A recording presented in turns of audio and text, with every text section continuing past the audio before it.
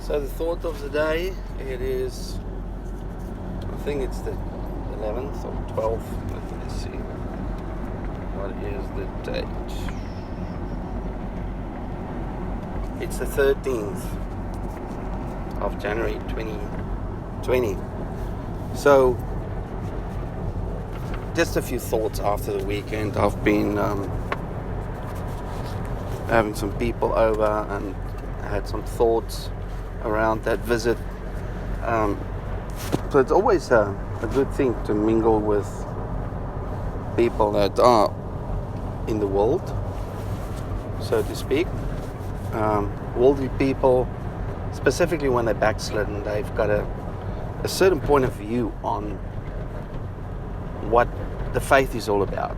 Now, one thing that stood out is that this lady said that she really admired the Muslims for believing in something. So there's a hunger to stand for something and to be able to die for something. So coming from someone who is not religious at all says something about what Yahweh built into us. That even the Gentiles, they would love to believe in something. There's a hunger, there's that hollow place inside of every one of us that long to have something of substance. It's like not standing on a foundation, standing on a moving platform, and that make you nauseous and drunk and whatnot. So in order to focus, in order just to have that stability, is that inward craving that people desire, I think.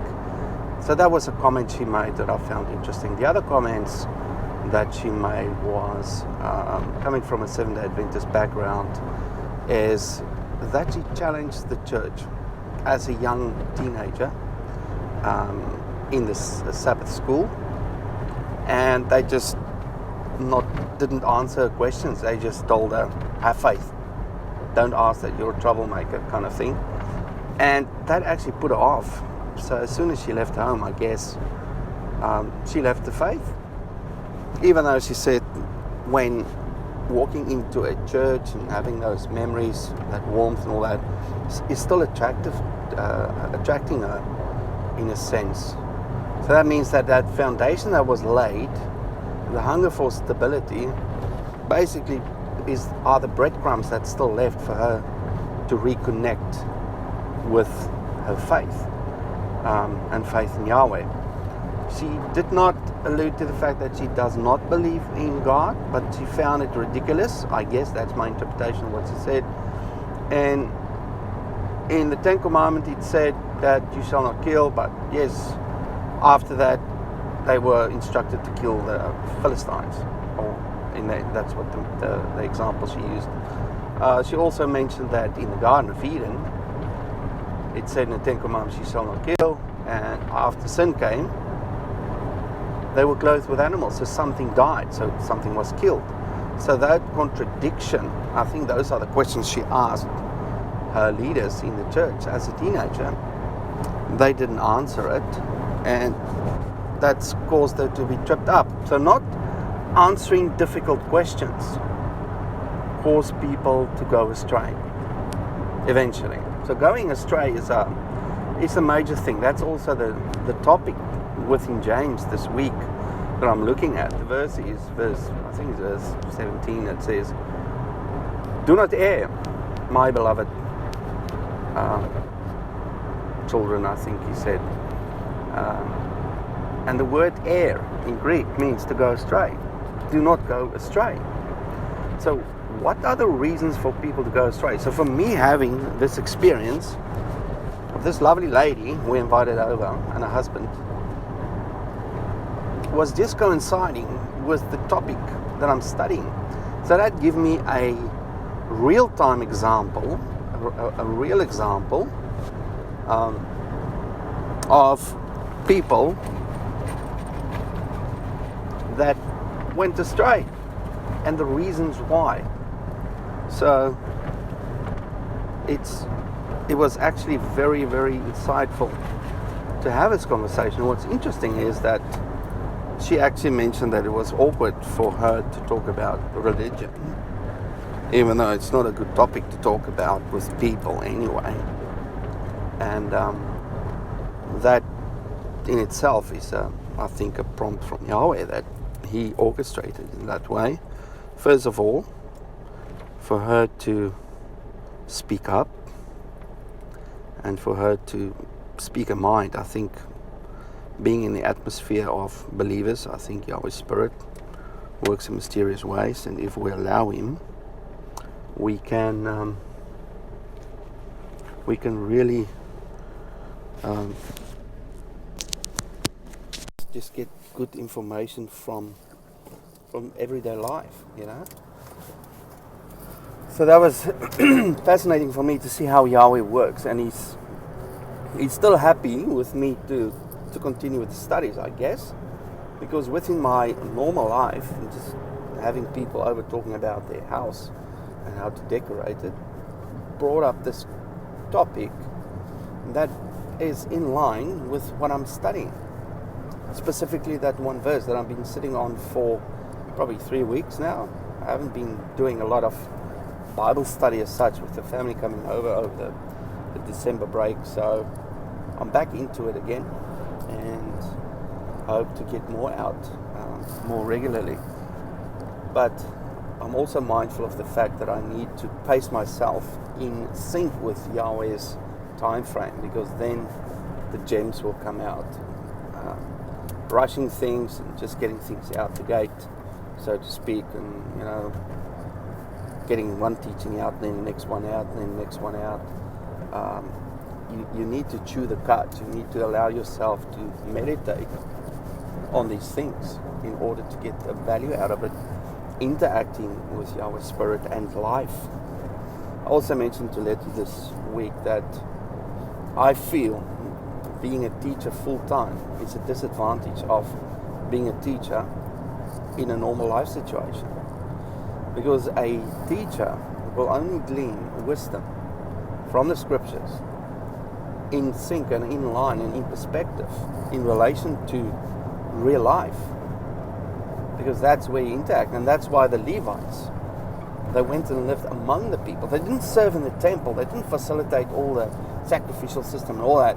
That was earmarked at the maybe you were chosen once a year or every so often, every couple of years, to go and serve, and maybe on the major feast you were called to do something. There were multiple Levites, and not all of them facilitated the mainstream functions in the temple, but most of them lived among the people. So it's important for teachers not to strive to have a ministry being full-time employed by a congregation in order to share the word. I feel Yahweh is using ordinary people like me, who's just got a love of His word, a love for Him, in a normal life situation, having a job, interacting with people, just living life. And by doing that, it's in sync with His word. And if you're aware and mindful of that, then you will get the gems from His word and the answers of life in real time. So that was just my observation this week. Now, just looking at nature, we had a drought, now it rained. I just see the grass popped up and everything's nice and green, and it's just so beautiful. You just see nature responding and saying thank you to Yahweh by beautifying themselves in nature, and they really sing His praises. If you just look and visually, all the flowers just bloom instantly, and the grass are just this vibrant green, and they just, you know, go to and fro in the wind and just wave and be there, you know, be beautiful. And I think we should learn from that, is just acknowledging Yahweh's blessings and just be grateful and thankful, and acknowledging that it's a blessing from Him. Allow you to be beautiful. And when you look upon you, He will just see your beauty radiating back His blessing that He poured upon you. So that's another thought that I just would like to share. Now, in my conversation with this lady, I mentioned a few small things to her regarding, you know, topics she brought up, trying to just maybe sow some seeds to make her grow her appetite a bit. But what I realized is that she doesn't have the background or a basic understanding for even grasping the basic things I wanted to share with her. So from her perspective, she's got her foundation, which is a moving one, based on her perceptions and founded upon her disappointments and heartache and whatever she went through from a religion and faith point of view. And those things toned her in a certain way, trained her mind to think in a certain way, and whatever information is coming to her, it's filtered, and only the things that she allows in will come in. So those filters are also things that keep your state of being astray intact. So in order to receive truth that can set you free, that will lead you to find the way again, because that's the opposite of going astray, is to find the way. And we know that Yeshua is the way, the truth, and the light. He is the one that knows the way to the Father. Now, in saying that, He is also the Word. He is the Torah in the flesh. She mentioned that He's half God, half man. No, He's not. He is Yahweh in His fullness, manifested in a fleshly form, manifesting the Word through His actions. So there's multiple layers of Yahweh revealing Himself through Yeshua to us. And just looking at what He's done, give us an interpretation of His Word. And it's not to say that we will not learn anything from who we think He is, but our own understanding of, humans and a soul and how we interact, how we perceive someone, is normally skewing the spiritual connection to Yahweh through manifesting Himself through a human form. Because we've got our own expectations we have of a human, and we hang that on Him. But what we need to know is we need to look beyond the human body. We need to look beyond and see the actions, see the motive, see the responses, and then we will see His Word, then we will see the Father, because Yeshua said, if you want to see the Father, look at me and you'll see the Father. Because He's manifesting the Father and the Father's character. Because that's what a person is. You are your character. And your character is driving your actions. And your actions will reveal your character to people that interact with you. So to have a solid character is a way, and a solid character based on the Word is a way of people, non-believers, interacting with the Word, just like the sinners interacted with Yeshua. So people criticized Yeshua for mixing with sinners and drunkards and people in the world. But if I can sit in a room and there's a lot of sinners around me and I can share Yahweh's Word, is that wrong? The audience does not determine the action of the person sharing, whether that's good or bad. It is the motive or understanding Yahweh's plan behind it that make things right or wrong. So I can do a religious thing, a good thing, a thing of faith, following my own way. That's another term for going astray, is to follow my own way. Following my own way, doing spiritual, positive, good things might be wrong, because I'm doing it for me. I'm doing it for my self-edification, for my self-elevation, not to elevate Yahweh, not to lead people to the way, but to lead people to honor me. And that is something that specifically teaches. That's why Yahweh said, if you're a teacher, you'll get a greater judgment than people who are not teachers, because there's multiple people that are influenced by your words. And Yahweh called people to be teachers. He anointed them to be teachers. But you need to keep your motive pure, your intent pure. Why am I doing this? Always ask the question, why? Why do I do this? Because if you got the wrong motive, the slightest tint, the slightest change to that purpose and that calling will make you miss the mark. Even 1 degree moving from the direction you need to go to will end up in kilometers or miles in missing the mark if you project it forward into the future. So we need to do checks on the daily basis of our motives, specifically when we're doing Yahweh's work. We need to test ourselves, test ourselves, whether what we're doing is of the right motive, is in line with Yahweh's will, and not my will, not my way. Because if I follow my way, I am going astray, and all the people that I lead will go astray with me.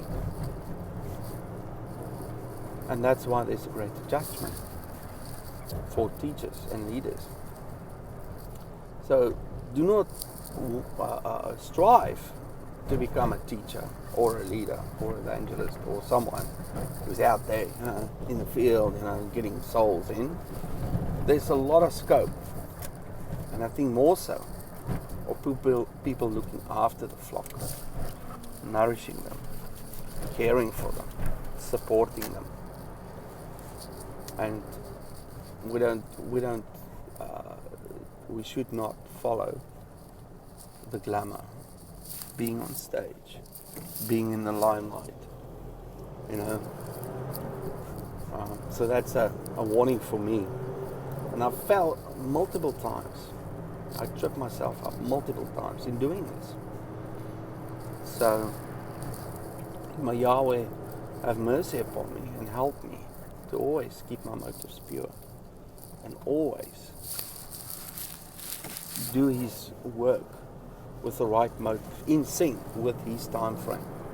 Not rushing things because I want to do something, but just be there, just listening and capturing what He's telling me. And then there will be life. Then there will be change. And then you will reach people more effectively for His kingdom. So that's all I want to share today.